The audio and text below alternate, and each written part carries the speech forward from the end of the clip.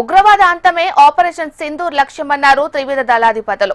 Operation Sindoor ప్రారంభమయ్యాక త్రివిధ దళాలు తొలిసారి మీడియా సమావేశం నిర్వహించాయి.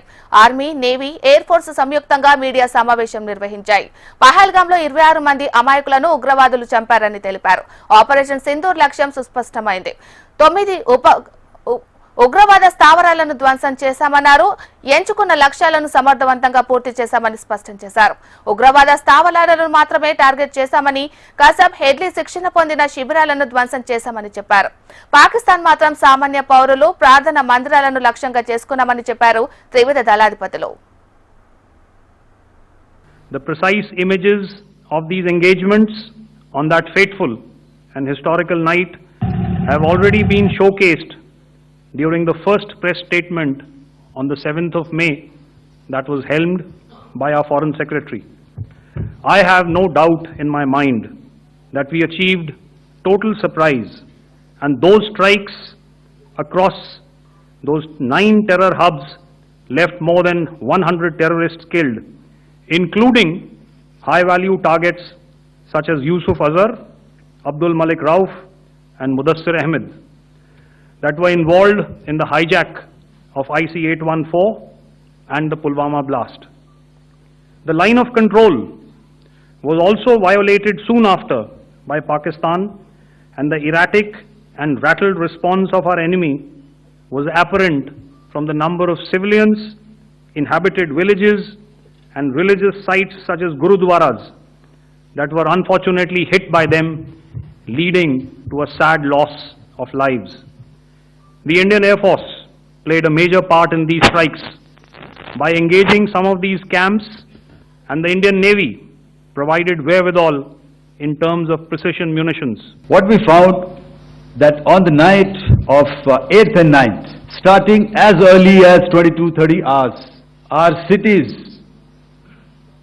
had a mass raid of drones, unmanned aerial vehicles, UCAVs, starting right from Srinagar, going down right up to Nalia.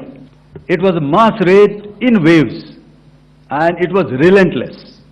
However, we were prepared, and our air defense preparedness ensured that there is no damage on ground or to any of the intended targets that the enemy might have planned for.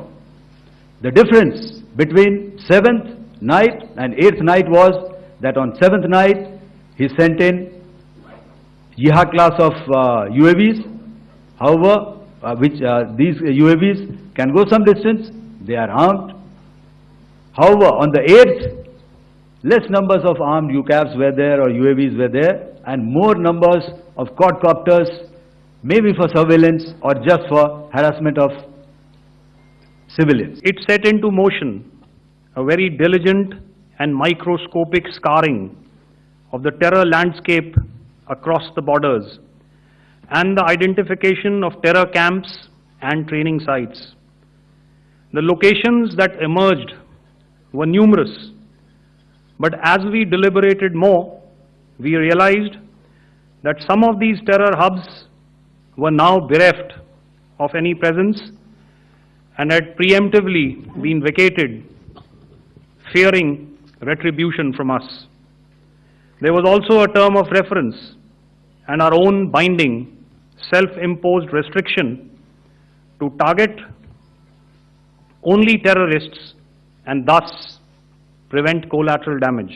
2000 hours, that is 8 p.m. local time, on 8th of May, several Pakistani unmanned aerial systems, drones, combat vehicles attacked multiple IF bases. These included Jammu, Udhampur, Pathankot, Amritsar, Bhatinda, Nal, Dalhousie, Thois, Jaisalmer, Uttarlai, Falodi, Nalia.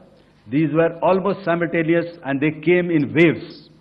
All our AD guns and other systems were waiting for them. All these waves were neutralized by our trained crew using the air defense systems that they have, and also some of them were utilized using our legacy systems like Pechoras and IF Summer, which we have recently acquired.